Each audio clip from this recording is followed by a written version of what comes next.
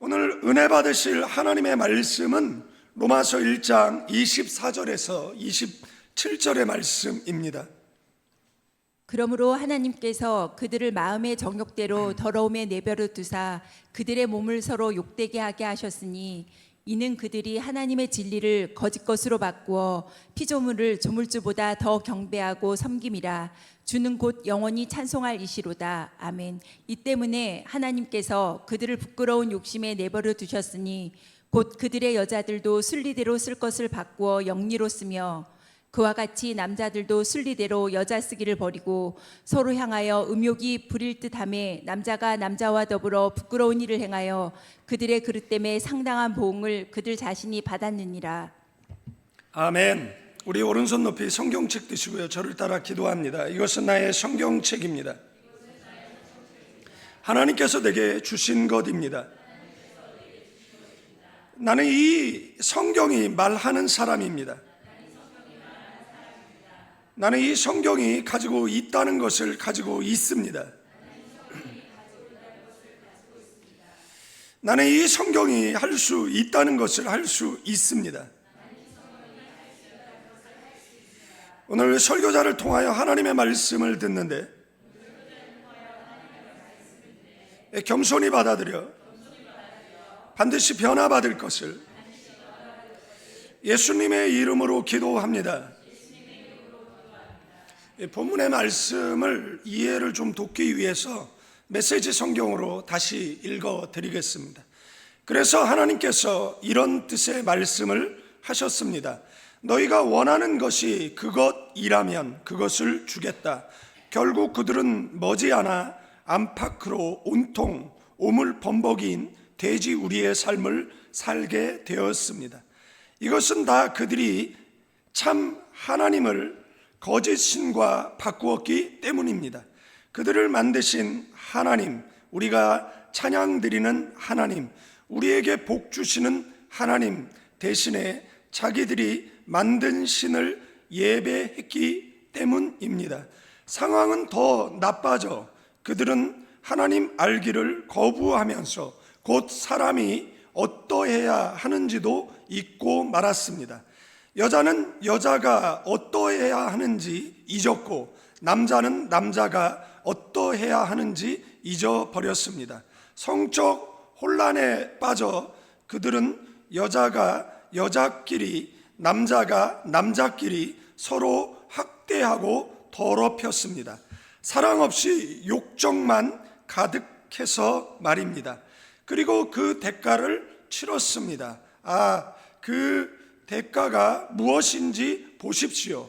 그들은 하나님과 사랑이 빠져버린 불경하고 무정한 비참한 존재가 되고 말았습니다. 우리는 지난주에 불의로 진리를 가로막아서 우상 숭배자가 되어 하나님의 진노의 대상이 되었다라고 말씀을 전해드렸습니다. 오늘은 불의로 진리를 가로막아 사람의 도리를 잃어버린 인간이 되고 말았다라는 주제로 말씀을 전하려고 합니다. 결론부터 말씀드리면 타락하게 되어지면 기본적으로 세 가지의 기준이 바뀌게 되어져 있습니다. 좀 이따 자세히 설명을 드리겠지만 예배의 대상이 바뀐다라는, 그리고 진리의 기준이 바뀐다라는 겁니다. 그리고 성적 기준이 바뀐다라는 이야기를 성경이 하고 있다라는 겁니다. 그 나무는 그 열매로 알기 때문에 그 사람이 무엇을 예배하느냐, 그 사람의 윤리적 도덕적 기준이 무엇인가 보면 알 수 있다라는 겁니다. 성경이 기준이냐, 아니면 어떤 지도자의 말이 기준이냐, 아니면 어떤 그 비도덕적인 비윤리적인 것이 기준이냐라는 것입니다. 그 다음에 이제 성적 기준이 바뀌는 것이죠. 죄여야 하는데 죄가 아니라고 이야기를 하는 것입니다. 그리고 자기만 합리할 뿐만 아니라 다른 사람에게까지 종용하고 사회 전체를 그런 타락한 사회로 바꿔버리려고 한다라는 사실을 우리는 역사적으로 보게 되어졌다라는 사실입니다. 여러분도 우리나라 형법 제 158조에 보면 예배 방해죄라는 게 있습니다. 그래서 예배를 방해하게 되어지면 3년 이하의 징역이나 500만 원의 벌금을 내게 되어져 있습니다. 여러분들, 그런데 예배의 대상을 바꾼다라고 생각을 해보십시오. 그러면 하나님께서 이것에 대해서 그냥 묵과하실 수 있느냐라고 이야기했을 때 성경은 그래, 예배 드리기 싫어? 그래, 드리지 마. 그래서 여기에 보면 대꾸법처럼 내버려 두었다라는 단어가 3번 나옵니다.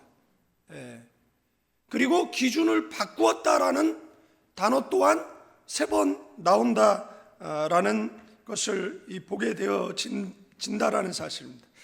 24절에 보니까 그러므로 하나님께서 저희를 마음의 정욕대로 더러움에 내어 버려두사 저희 몸을 서로 욕되게 하셨다. 근데 이 앞에 그러므로 이 말은 불경건이 모든 성적 죄의 원인이라고 말씀하고 있다라는 사실입니다. 하나님은 내가 거룩하니 너희도 거룩하라고 말씀하셨습니다. 그래서 하나님의 말씀이 우리 속에 들어오면 우리는 거룩으로 나아가게 되어져 있습니다. 하나님의 말씀이 우리 속에 들어오면 우리의 양심은 투명해지게 되어져 있습니다. 우리는 예배를 통해서 계속해서 삶에 묻어오는 죄의 때를, 자범죄를 씻어내고 그리고 주님 앞에 신부였지 깨끗한 신부로 서기 위한 준비를 날마다 하게 되어져 있습니다. 그러나 예배의 대상이 바뀌면 어떻게 되죠? 우리가 더럽혀진다라는 겁니다. 내 마음의 왕자에 하나님을 밀어내고 그것에 우상을 안치고 그 다음에 그 우상 숭배자들의 길을 간다라는 겁니다. 그들의 길은 어떤 길이냐라면 성적인 그러한 타락의 길이다라는 겁니다. 그들의 윤리 기준은 성경과 사뭇 다르다라는 것을 우리는 알 수 있습니다. 그들은 죄와 짝하며 살아가게 되어져 있습니다. 그러나 하나님을 마음의 왕자에 앉혀드린 분들은 윤리의 기준이 성경이다라는 사실입니다.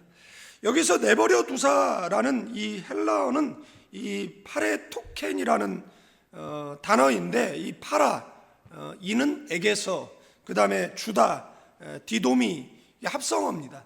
그래서 무엇을 버린다라는 겁니다. 무엇을 포기한다라는 겁니다. 무엇을 넘겨준다라는 의미를 가지고 있어요. 마음의 정욕대로 더러움에 내어 버렸다라는 이 버려두사, 이 단어가 뭐라는 거예요? 이 성경에서 한 120회 정도 사용되어졌는데 어디에 사용되어졌느냐라면 예수님을 빌라도에 넘길 때 사용되어졌습니다. 이 파라토켄이라는 이 단어가 그때 사용되어지고 그 다음에 노예처럼 팔아 넘길 때 또 사용이 되어졌어요. 그리고 어디에 사용되어졌냐면 사단에게 내어주었다, 이때 사용되어졌다라는 사실입니다. 그래서 여기에서 오해가 생깁니다. 그래서 이게 신학 용어 가운데 물론 육이라는 그 하나님의 육이라는, 그래서 이 본문을 설교할 때 대부분의 설교자들의 설교 제목이 뭐냐라면 하나님의 육이에요. 그런데 하나님은 유기하시는 분이 아니십니다. 그 창세기부터 요한 계시록까지의 그 메시지의 내용을 우리가 안다라면 감히 하나님의 육이라는 제목으로 설교하는 일들은 저는 없을 것이다라고 생각이 되어집니다. 하나님은 고의적으로 버리지 않습니다. 하나님은 고의적으로 사단에게 영혼을 내어주지 않습니다. 하나님은 계속해서 참고 인내하고 기다리고 계시다라는 겁니다. 오늘 저와 여러분이 숨쉬고 있다라는 것은 저와 여러분에게 아직 회개할 시간이 주어져 있다라는 사실입니다. 하나님이 유기하시는 하나님이었다라면 벌써 세상은 종말을 고하고 말았을 것이다라는 사실입니다. 하나님은 끊임없이 창세기서부터 요한 계시록까지 내용을 보면 한 개인이, 한 집안이, 한 민족이 돌아오기를 인내하며 기다리시는, 어떤 사람은 구약을 보면 하나님이 무섭다라고 하는데, 여러분도 구약을 읽으면 읽을수록 그 깊은 곳에 하나님의 눈물이 넘쳐 흐른다라는 것을 발견하게 되어진다라는 사실입니다. 그러면 왜 하나님이 내버려 두느냐라는 것입니다. 여러분들 구약과 신약 사이에는 말라기라는 그리고 이 구약과 신약 사이에 그 400년 침묵기가 있습니다. 하나님께서 내버려 둔 시간이죠. 그런데 그 앞에 말라기가 있는데, 말라기에 어떻게라는 단어가 계속해서 반복됩니다. 제가 성경을 본문을 해석할 때 그 행과 간 사이를 잘 보시라고 말씀을 드렸고, 오늘 읽었던 24절에서 27절, 그런데 23, 28절을 포함하게 되어지면 바꾸다라는 단어가 3번 나오고 버려두었다라는 단어 또한 3번 나옵니다. 그러나 본문만 이야기하면 2번씩 나오는 것을 보게 되어집니다. 그러면 굉장히 중요한 단어예요. 4기절 가운데 2번, 그 다음에 6기절 가운데 3번 이렇게 반복되었다라는 것은 그 본문을 해석하는 키워드라는 겁니다. 그럼 뭘 바꿨느냐라는 거예요.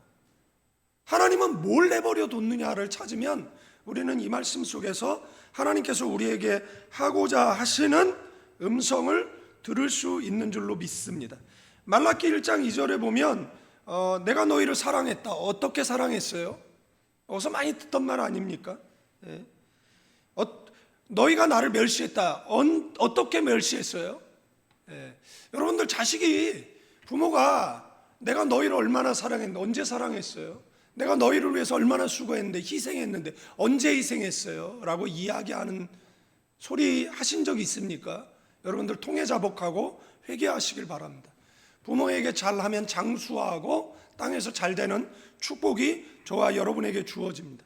불효자는 운다라고 저희 어머니는 일찍 세상을 떠나셨어요. 한 번도 효도한 기억이 없는 것 같아요. 그리고 돌아가시고 나서 계속해서 생각이 납니다. 저는 어머니 돌아가시고 나서 인생이 유리방황이었습니다. 나그네 생활을 거의 30년 해외 생활 했어요. 어디 정착하지 못하고 독신으로 그렇게 오래 살았어요. 혼자 밥을 거의 몇 년이죠? 거의 한 40살 결혼할 때까지 혼밥을 먹었으니까 15살부터 거의 20 몇 년을 혼밥을 먹은 거잖아요.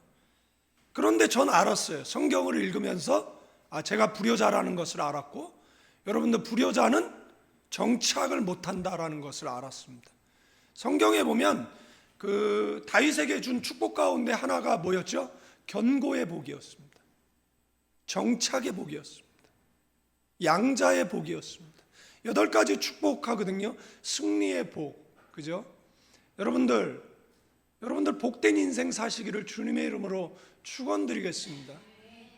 어디 정착 못하고 계속해서 나그네처럼 산다라면, 죄를 더듬어 찾고 통해 회복하면 하나님의 치료의 강선이 급속하게 발하게 되어질 줄로 믿습니다. 그래서 제가 청년들에게 해줄 수 있는 말은 부모에게 효도하라고. 그러면 부모가 우리에게 해준 게 없다라고 얘기해도 너를 낳아주었으니까 그럼에도 불구하고 효도하라고. 그게 네가 축복받는 길이라고. 우리 한혜연 집사님이 오늘 소원이가 없어서 반주를 하시죠. 전보다 더 완벽하게 반주하셨어요. 박수를 쳐드리고 싶습니다. 너무 잘하셨어요. 그죠? 1만 시간의 법칙이 있어서 다음에는 막 훑고 막 그죠? 예. 그런데도 계속 근데 저거 반주요. 저거 한혜연 집사님도 있고 뭐 소원이도 있고 가끔 우리 성훈이도 반주를 하는 걸로 알고 있어요. 예, 뭐 원희리도 피아노 칠 줄 알죠. 근데 뺏기면 안 됩니다. 저게 축복의 통로입니다. 예, 소원이 밀어내고 예? 지난주에 식당에 사고가 났어요. 그래서 그 설거지 하는데 이렇게 미끄러우니까 그거 조심하면 좋을 것 같아요. 우리 권사님이 거기에서 이렇게 넘어지셨어요. 그래서 금이 이렇게 얼굴에 이렇게 금이 가셨어요. 그래서 얼마나 놀랐는지 제가 알 수가 없습니다. 그래도 뭐 하는 거죠? 네, 내려놓지 마시기를. 그러면 우리 밥은 누가 줘요? 까먹었네. 그런 단어들이 굉장히 나와요. 그러면 하나님께서 왜 내버려뒀냐는 거죠. 성경에요 400년 침묵기가 여러 번 나와요. 애굽에 400년 종살이 할 때 왜 하나님 침묵하셨죠? 모세를 통해서 그들을 구원하기 전까지 왜 하나님 철두철미하게 침묵하셨죠? 사사기에 왜 극적인 순간에 사사를 통해 구원하셨지만 왜 그들을 내버려 두셨죠? 왜 400년 침묵기 내버려 두셨을까요? 생각해 본 적이 있습니까? 여러분 개인의 침묵도 나와요. 창세기 16장에 보면 17장에 보면 그 아브라함이 그 하갈을 통해 이스마엘을 출생할 때 나이가 86세입니다. 아시죠? 그게 17장 16절이죠? 16장 마지막 절. 그런데 17장 1절 그러면 한 절 차이거든요. 한 절도 차이가 안 나죠. 바로 그 뒷기절이니까. 그런데 하나님께서 아브라함 99세에 나타납니다. 그러면 공백이 몇 년이죠? 13년. 하나님 침묵했어요. 그때 나타나서 이런 이야기 했어. 너는 내 앞에 완전하라고. 그러면 그 전에 실수는 뭐죠? 실수가 뭐예요? 하나님을 실망시킨 거죠. 믿었던 아브라함이 누구랑 약속한 후사를 기다리지 않고 이스마엘을 출생한 거잖아요. 여러분들 우리의 신앙을 한번 점검해 보셔야 됩니다. 기도해도 응답이 없어요. 잘못해도 징계가 없어요. 여러분 사랑의 반대가 뭔 줄 아십니까? 무관심이에요. 여기 내버려뒀다라는 것은 너에게 무관심하겠다라는 겁니다. 그런데 그게 하나님의 무관심이 아니라 하나님의 유기가 아니라 사람 편에서 유기라는 겁니다. 사람 편에서 하나님의 간섭을 계속해서 거부하는 겁니다. 계속해서 거절하는 겁니다. 싫다니까요. 하나님 내 인생에 간섭하지 마세요. 잔소리 좀 그만해요 엄마. 그러면 집 나가버릴 거예요. 그래서 나가버린 거예요. 그런데 여러분들 하나님은 뭐예요?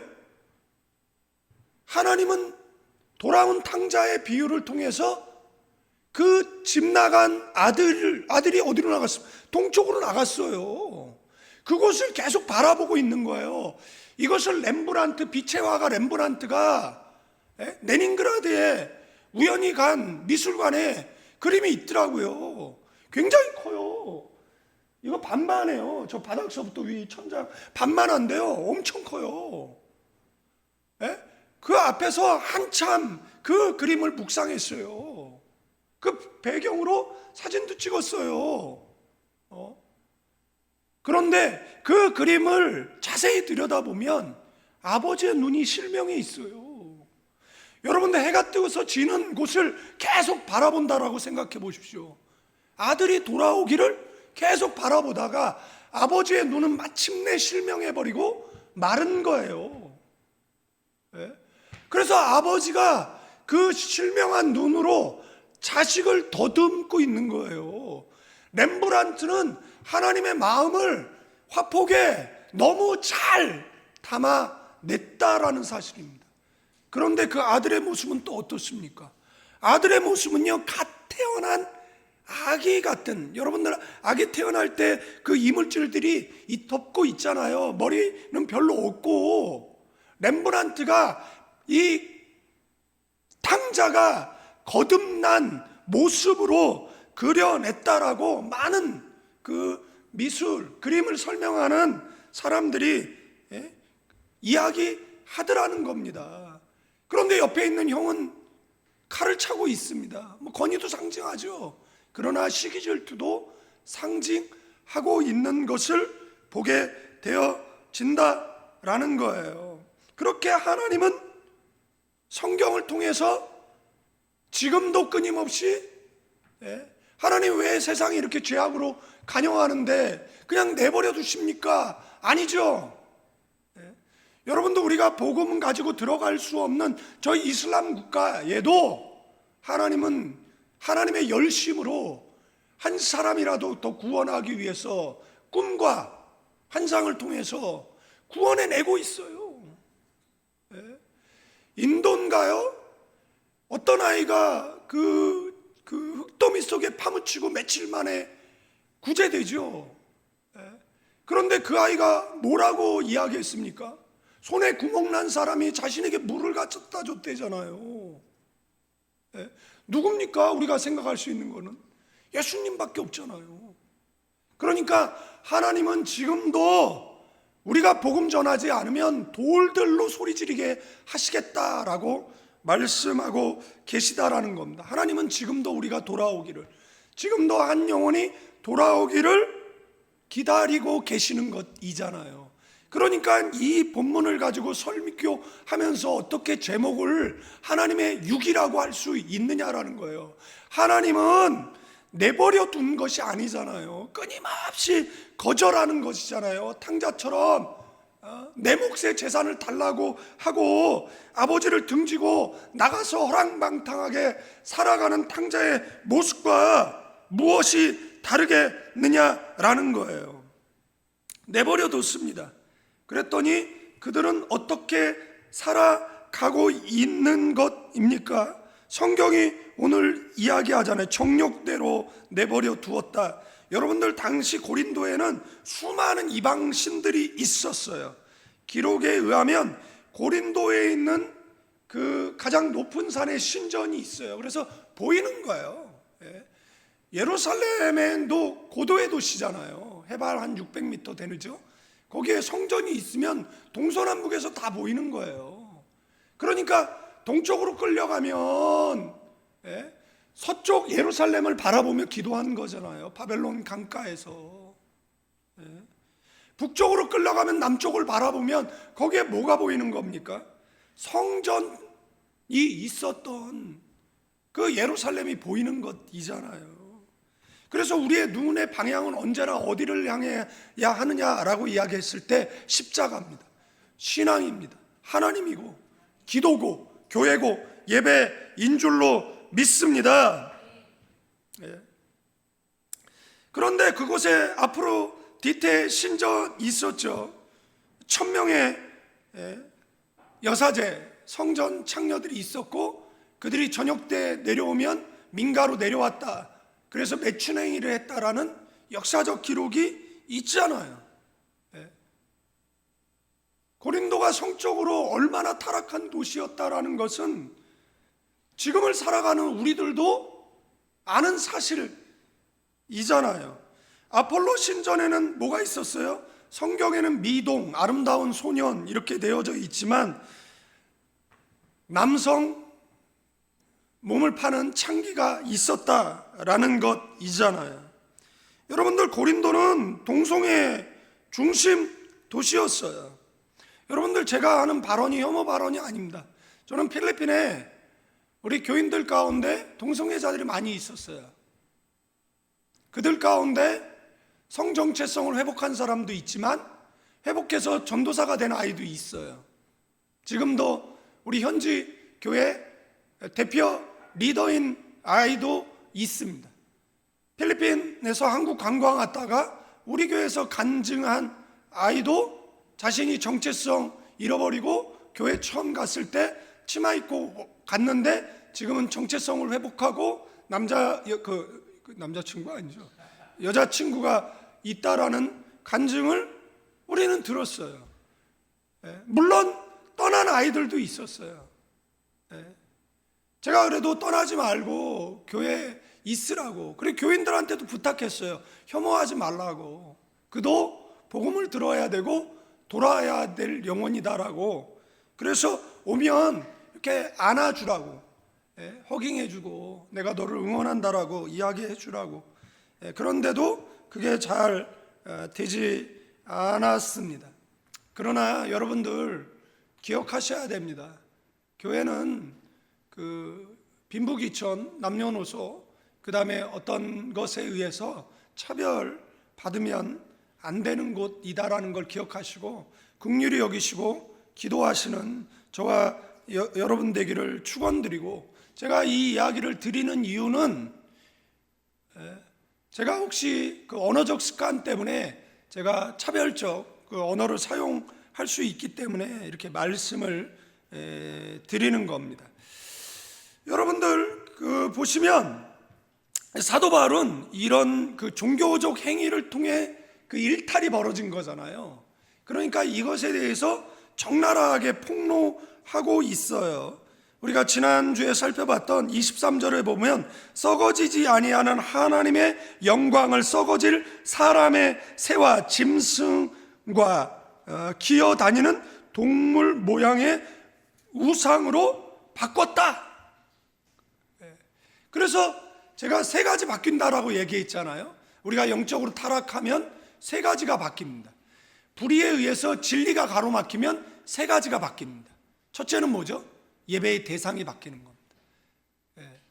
예배의 대상이 바뀌면 따라오는 게 성적 타락이라는 이야기를 하는 거예요. 그래서 세 가지가 바뀌는 거예요. 뭐가 바뀌어요? 예배의 대상, 23절에 나오는 거죠. 썩지 아니하는 하나님의 영광이 썩어질 사람, 새, 짐승, 기어다니는 동물의 형상으로 바뀐다라는 겁니다. 개역 성경에 보면 좀 더 리얼하게 표현되어 있는데, 하나님께 드려야 할 영광을 사람에게, 금수에게, 버러지 형상에게, 온갖 피조물에게 드린다라는 겁니다. 두 번째 바뀌는 게 뭐죠? 25절에 보면 그 진리의 기준이 바뀌어요. 그러니까 하나님의 말씀은 진리잖아. 이걸 따르지 않습니다. 거짓을 따릅니다. 선동되고 거짓을 따고. 뭐 26절은 말씀 뭐가 바뀌는 거죠? 하나님께서 주신 정상적 성관계에서 이 범위가 바뀐다라는 겁니다. 그래서 지금 그 동성애를 지금 언급하고 있다라는 사실입니다. 여러분들, 동성애자들이 얼마나 그 최후가 비참하다라는 거 아십니까? 그 최후가 되게 비참해요. 그래서 제가 필리핀에 있을 때 그 가족이 그 아이를 위해서 기도를 해요. 걔는 끝내는 돌아오지는 않았어요. 제가 교회 올 때마다 안아줬어요. 제가 걔를 늘 안아줬어요. 그래서 뭐 나중에 뭐 만나더라도 뭐 반갑게, 걔는 늘 이제 그 남자지만 여자로서 가장 아름다운 모습으로 이렇게 다니죠. 다니죠. 여러분들, 이 바꾸다는 이 그 동사, 그죠? 교환하다, 바꿔치다 이거거든요. 이 하나님의 자리를 대체 버리는 것을 이야기하는 거잖아요. 이 단어가 메텔락산이라는 단어입니다. 이게 23, 25조는 이 메텔락산, 그 다음에 26조는 엘락산 이렇게 되어 있는데 같은 단어입니다. 앞에 23절은 과거형이고 25절은 하나님의 진리를 거짓으로 바꾸는 거죠. 엘락사는 전환했다. 조금 다른 형태이긴 하지만 뭘로 전하는 겁니까? 자연스러운 이 성적 질서를 부끄러운 것으로 바꿨다라고 표현하고 있다라는 겁니다. 그래서 하나님께서 그것을 고치려고 선지자도 보내고 징계도 해보았지만 바꾸질 않는 겁니다.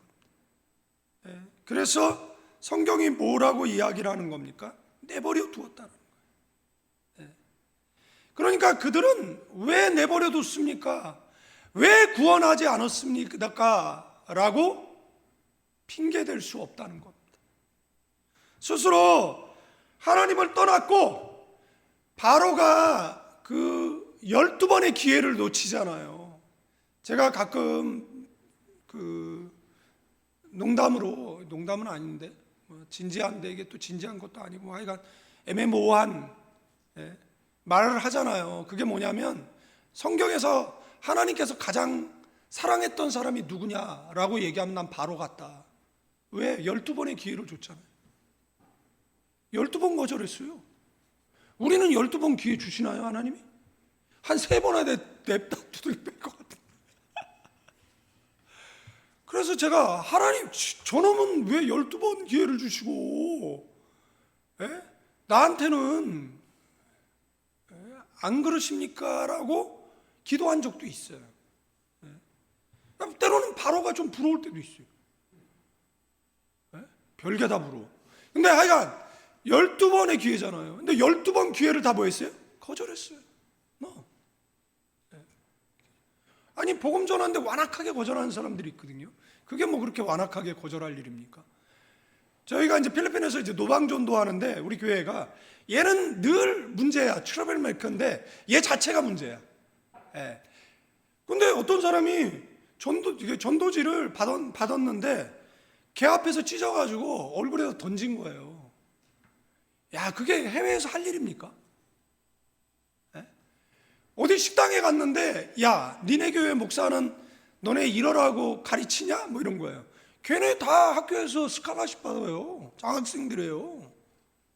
네 인생이나 걱정해. 그래가지고 제가 열받아가지고 우리 집사님들 보냈잖아요. 가가지고 뭐라고 좀 하라고. 그랬더니 죄송하다고 한다고 사과를 받아왔는지 어쨌는지는 잘 모르겠어요. 아니 예수 믿고 구원받지 않은데 뭐 몰이업자 가자는 겁니까? 사기치자는 겁니까? 도적질하자는 겁니까? 해외 삶 가운데 의지할 곳이 교회 말고 더 있습니까? 어려워서 돈 받을 때 교회 말고 뭐 더 있어요? 여러분도 우리나라가 독립운동할 때 경찰도 군인도 전국 조직을 갖고 있지 않았어요. 왜 독립운동이 만세운동이 왜 교회 성도들을 통해서 전국으로 퍼져나갔냐면 그 당시에 교회만이 전국 조직을 갖고 있었어요. 왜 민족 대표 33인 가운데 17명이 크리스천이냐라고 이야기했을 때 교회는 뭐 하죠? 교회는 나라를 위해 기도하잖아요. 지도자가 잘났건 못났건 기도하는 것은 교회잖아요. 여러분들 김영삼 때 임대차 그 보호법인가? 그게 만들어지죠. 그게 시행됩니다. 그런데 여러분들 그게 그 전두환 때인가 만들어지고 그게 시행이 안 돼요. 장로 때 시행됩니다. 교회 임대 주면 벌금 500만 원씩 내는 거. 장로는 벌금 내게 했어요. 그런데 삼각산에서 하도 민원이 들어오니까 전두환이 삼각산에 가봤답니다. 일화예요. 그런데 뭐합니까? 나라 위해 기도하고 그 머리 벗겨진 애를 위해서 기도하더래요. 누가요? 교인들이. 그래서 임대차 보호법 만들었다가 실행을 안 한 거예요. 여러분들 지금 교회가 뭐합니까? 태환이가 누구죠? 그 국무총리를 지낸 사람을 만났는데 그 사회개혁에 교회의 역할이 크다고. 그래서 이분이 교회 다니는 분인가 싶어가지고 교회 다니시냐 그랬더니 교회 안 다닌다고. 그런데 왜 야, 교회는 나라가 못하는 일을 해. 그 나라가 못하는 그 중독사역, 나라가 못하는 그 뭐죠? 독거노인들, 나라가 못하는 그 역기능적인 가정, 이 모든 사역을 교회가 하더라는 거죠. 그러니까 정부가 뭘 하려고 하지 말고 그러니까 정부가 그 돈을 교회에다 주고 교회에서 하라고 하면 교회는 잘할 거다. 예수 안 믿는 사람도 그렇게 이야기한다라는 간증을 들었어요. 네덜란드 신학학자 호러스 헤이더가 이런 이야기했어요. 죄악이 죄악을 낳았다. 그 이유는 하나님께서 그들을 내버리셨기 때문이다. 그것은 신앙 없는 세계에 나타난 하나님의 공의의 결과이다. 그것이 이교에 가져오는 표본이니 곧 우상주의가 무서운 죄악을 동반함이니 이렇게 하나님의 심판은 자연 심판으로 시작된다. 여러분들, 이들은 버림받는 것을 두려워하지 않습니다. 이들은 내세에 대한 공포가 없는 것 같습니다. 이들은 하나님께 버림받는다라는 의미를 모르는 것 같습니다. 여러분들, 하나님께 버림받으면 그의 인생의 최종 목적지는 지옥이 된다라는 겁니다. 회개는 육체를 있을 때 할 수 있는 것이지만 영과 육이 분리되어지면 후회 한들 소용이 있겠느냐라는 것입니다. 그렇기 때문에 구원은 육체에 머물러 있을 때만 가능하다라는 겁니다. 이들은 멸망의 자식, 이 지옥의 자식 되는 것을 모른다라는 것입니다. 그래서 두려워하지 않습니다. 오히려 죄짓기에 담대하다라는 사실입니다. 이러한 자들의 성적 타락 그리고 우상 숭배에 빠지게 됨을 25절을 통해서 경고하죠. 이는 그들이 하나님의 진리를 거짓 것으로 바꾸어 피조물을 조물주보다 더 경배하고 섬김이라 말씀드렸던 것처럼 예배의 대상이 바뀌는 겁니다. 그런데 사도 바울은 그런데 주는 곧 영원히 찬송 받으실 분이라는 겁니다. 아멘. 사도 바울이 아멘이라는, 그렇습니다, 맞습니다, 이 말이 옳습니다, 찬성합니다, 동의합니다. 여러분들, 하나님의 진리, 우상의 거짓을 대조하는 거예요. 하나님은 선이시고 진리이십니다. 그는 길이고 진리고 생명이십니다. 그런데 그 진리를 버리고 하나님에 관한 거짓을 받아들이고 그 거짓을 말하는, 심지어 그 거짓의 전파자가 되어서 그리고 그 길을 함께 가자라고 독려하고 있다라는 사실입니다. 그 거짓을 조물주 대신 경배하고 섬기고 있다라는 겁니다. 우상들 앞에 절하고 도움을, 구원을 요청하지만 그 우상들은 그들을 돕지도 구원할 수도 없다라는 사실입니다. 26, 27절 다 같이 읽어볼까요? 시작. 이 때문에 하나님께서 그들을 부끄러운 욕심에 내버려 두셨으니 곧 그들이 여자들도 순리대로 쓴 것을 바꾸어 영리로 쓰며 그와 같이 남자들도 순리대로 여자 쓰기를 버리고 서로 향하여 음욕이 불일 듯하며 남자가 남자와 더불어 부끄러운 일을 행하여 그들의 그릇 때문에 상당한 보응을 그들 자신이 받았느니라. 여러분들, 뭐 설명드려야 됩니까? 여러분들, 이 당시에 로마는 동성애가 창궐했던 사회였어요. 로마의 황제들은 대부분 동성애자들이었어요. 기독교 우호 정책을 폈던 콘스탄틴 대제에 의해서 기독교가 로마 사회에 받아들여지고 그것이 공인되어지고, 그리고 기독교는 그 성적 타락을 박살내기 시작합니다.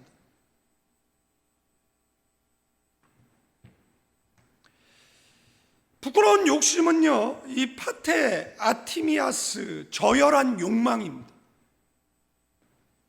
여러분들, 그 은사 달라고 이렇게 기도하는 사람들이 있거든요. 저열한 욕망으로 기도하면 안 돼요. 성령 충만하게 해달라고 기도하시면 됩니다. 성령 충만하면 하나님 필요하면 방언의 은사 주시고, 필요하면 신유의 은사 주시고, 필요하면 은사를 주시는 겁니다. 그 은사가 내 안에 있다라는 열매가 뭐죠? 사랑이에요. 사랑의 열매가 맺지 않는 증오하고, 만약에 그렇다라고 이야기하면 그들이 하는 모든 행위는 성령의 역사가 아니에요. 이들은 저열한 욕망을 갖고 예언하게 해주세요, 예언하게 해주세요, 투시하게 해주세요, 이런 저열한 욕망에 사로잡힌 자들에 의해서 80년대 90년대 한국 교회가 얼마나 무너진 줄 압니까? 그 결과가 지금 팬데믹 상황에 200만 교회 떠나고 15,000교회 무너진 열매로 맺히는 겁니다. 원인 없는 결과가 어디 있습니까? 그 욕망에 사로잡힌 부모들이 교회에서 그렇게 자신의 은사 그랬는데 자녀들 신앙 무너지는 거에 대해서는 무관심했습니다. 은사 받았다고 하고 집에 와서 그 조동아리로 목사 비난하고 교회 욕하고, 같이 신앙생활하고 신학 가겠다라고 했던 제 선배, 후배, 동기들이 다 배교의 길을 가게 했던 그 권사들, 그 장로들, 그 안수 집사들, 십자가의 원수가 돼버린 자들, 왜 그렇게 됐느냐라고 이야기했을 때 성경은 욕심, 그런데 원어적 은밀은 저열한 욕망이라고 이야기하는 겁니다. 여러분들, 우리 성공해야죠. 부유하면 좋죠. 그러나 하나님 돈 주세요, 부자 되게 해주세요, 저열한 욕망에 사로잡혀서. 그리고 돈 줬더니 결국은 그걸 갖고 하는 것은 뭡니까? 노조 결성 막기 위해서 세례 증명 받고 취직시키고, 아니면 계약직으로 일을 시키고, 그러면서 믿음의 기업이라는 헛소리하는, 그 믿음의 기업 아니에요. 그 예수 영광 가리는 기업이에요. 여러분들, 그 저열한 욕망에 사로잡힌 이런 사람들, 그런 사람들이 우리의 모델이 되면 안 돼요. 그런 사람, 차라리 그럴 바에 성공 안 하는 게 나을 수도 있어요. 그 저열한 욕망에 사로잡혀서, 여러분들, 저도 한 사람의 성도예요. 하나님 앞에. 저도 하나님 앞에 어여치 떳떳이 서는 게 제 인생 모토예요. 분위기 왜 이래요? 지가 분위기 이렇게 싸게 만들어 놓고. 그래서 부끄러운 일, 이거는 아스케모시넨이란데 상스러운 행위들을 이야기하는 겁니다. 여자는 뭐죠? 순리를 영리, 그거는 음행, 매춘, 동성애 이야기 한다라는 것을 말씀을 드리는 것이에요. 남자들도 마찬가지죠. 결과는 뭐죠? 여러분들, 키케로가 그 투스쿨란 토론집에 나와 있는 내용 가운데 동성애 이 행위는 헬라인들 가운데 보편적이었고, 그들의 시민들과 위인들, 심지어 지식인들과 철학자들도 그런 일을 행하고 그것을 자랑했다라고 써 있습니다. 그것은 어떤 특정한 도시들만의 풍습이 아니라 그리스 전체의 풍습이었다는 겁니다. 그래서 망한 겁니다, 로마는. 그래서 망한 겁니다, 소돔과 고모라는. 그래서 성경은 경계한 겁니다. 레위기 10장 13절에 누구든지 여인과 동침하든 남자와 동침하면 둘 다 가증한 일을 행함인즉 반드시 죽일지니 자기의 피가 자기에게로 돌아가리니라. 여러분도 왜 이렇게 강경하게 이야기하고 있느냐라는 것은 죄는 전염성이 있기 때문에 그렇습니다. 고린도서서 6장 9절에 불의한 자가 하나님의 나라를 유업으로 받지 못할 줄 알지 못하느냐. 미혹을 받지 말라. 음행하는 자나 우상숭배자나 간음하는 자나 탐색하는 자나 남색하는 자나. 세 번역으로 읽어드리면 불의한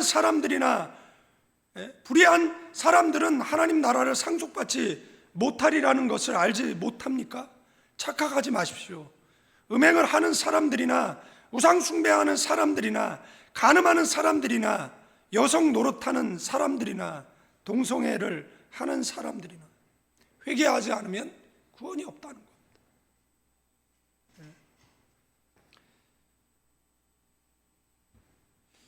2023년 대한민국 새롭게 신고된 2025년 자료를 찾았는데 찾지 못했습니다. 2023년 자료가 마지막 자료예요. HIV죠. HIV 감염자 신고수가 1,005명이에요. 전년 대비 5.3% 감소했다라고. 그런데 연말에 가서 전년 대비 3.7% 증가했습니다. 연령대별로 보면 국적별로 보면 내국인이 74.5, 749명, 외국인이 256명, 성별로는 남성이 89.9%입니다. 여성이 10.1%인데 대부분 남성에 의해서 감염된 거죠. 양성애자에 의해서 감염된 거로 봅니다. 연령대로 30대가 35.4% 가장 많았고 20대가 28.7%, 40대가 15.7% 순이었어요. 그래서 2023년도에 확인된 것만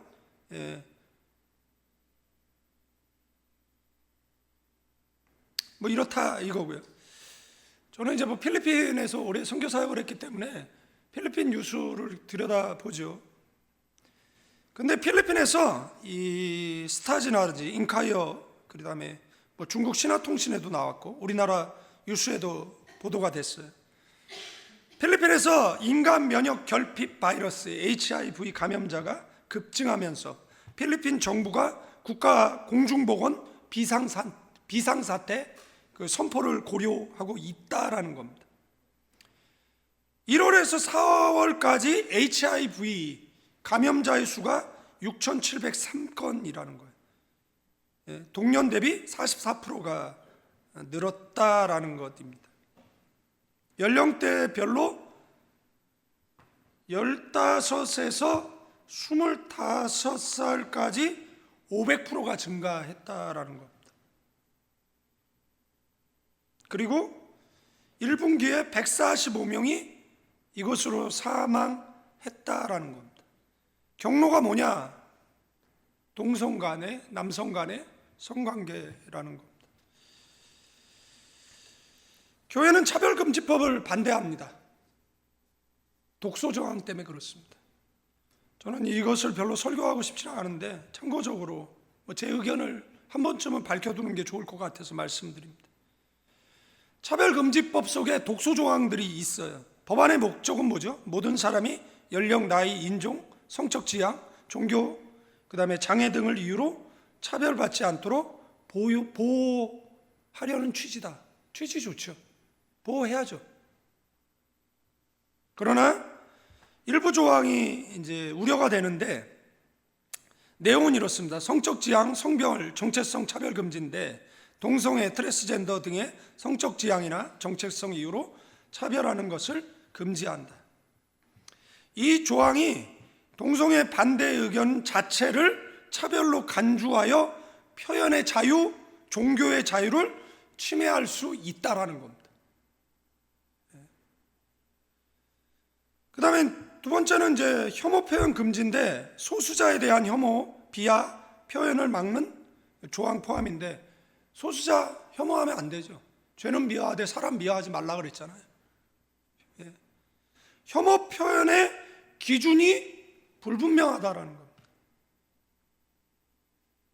일반적인 의견 표현조차 처벌받을 수 있다라는 겁니다. 그 다음에 세 번째는 이제 입증 책임 전환인데, 차별을 당했다고 주장하는 사람이 문제를 제기하면 상대방이 차별하지 않았음을 입증해야 된답니다. 그죠? 어떻게 입증하죠? 내가 차별받았다고 계속 주장하면 차별받은 거잖아요. 이걸 어떻게 입증하라는 거죠? 그래서 이는 법적 안정성과 무죄 추정의 원칙을 해친다라는 겁니다. 제가 오늘 설교했는데 이것이 차별적 언어로 나는 들었다라고 혹시 성소수자가 있어서 저를 고발한다라고 계속해서 주장한다라고 이야기하면 고발당하겠죠. 안 그렇습니까? 네. 그 다음에 이제 강제 권한 부여를 하는데 국가인권위원회 등 공공기관이 시정명령을 내릴 수 있게 된다는 거죠. 행정기관이 개인이나 기업, 표현, 행동에 과도하게 개입할 수 있다라는 그것입니다. 그래서 우려하는 거예요. 그래서 기독교회가 필요는 하지만 독소 조항에 대한 이것을 그죠? 잘 해야죠. 잘 해야겠죠. 예. 그래서 이거 잘못하면 역차별, 표현의 자유, 그 다음에 종교의 자유, 양심의 자유, 충돌하지 않도록 정교하게 설계돼야 되는 거죠. 그러니까 충분한 토의, 시간 갖고 입안하자라고 이야기하는데 지금 이제 계속 밀어붙이는 거잖아요. 교회는 계속 싸우는 거고. 그래서 교회를 혐오하게 만드는 거죠. 그들의 목적은 교회를 혐오하게 하는 겁니다. 그래서 참고적으로 말씀을 드린 겁니다. 여러분들 성적인 타락의 끝이 동성애입니다. 여러분들은 잘 몰라서 그렇습니다. 그 사람네들도 이성애자였어요. 필리핀 같은 경우에는 어디서 성폭행, 남자에 의해서 그 짐에서 가장 많은 성폭행이 이루어졌고, 그때 사탄의 역사에 의해서 뭐가 깨어난 거죠? 정체성의 혼란이 온 겁니다. 그래서 일종의 귀신 들림 그리고 상담이 필요한 것으로 봅니다. 극심한 공포에 의해서, 억눌림에 의해서 귀신 들리는, 다 그렇다는 거 아닙니다. 다 그렇다는 건 아니고 그런 경우도 있다라는 것을 이제 말씀드리는 거고요. 그걸 말씀드립니다. 그 나머지는 여러분들이 좀 살펴보시면 될 것 같고, 그래서 설교를 좀 정리하고 마치려고 하는데, 그래서 성적으로 가장 타락하면 이런 것이 받아들여지게 되고 당연시 되어지고 거부되지 않는 사회가 된다라는 겁니다. 나만 그럴 뿐만 아니라 다른 사람에게 권하고 사회가 권하고 있잖아요, 우리에게. 중요한 것은 예배의 대상이 바뀌면, 진리의 기준이 바뀌면, 성적 기준이 바뀌면, 여러분들 사탄은요, 이 성적 문제를 통해서 가정을 파괴하고 청년을 파괴하고, 필리핀에서 코스타 하는데 가정사역하는 박수홍 장모님이 컴퓨터 좀 쓰자고 메일 급하게 온 게 있어서 열어볼 게 있다고. 근데 사색이 되셨어요. 왜 그러시냐 그랬더니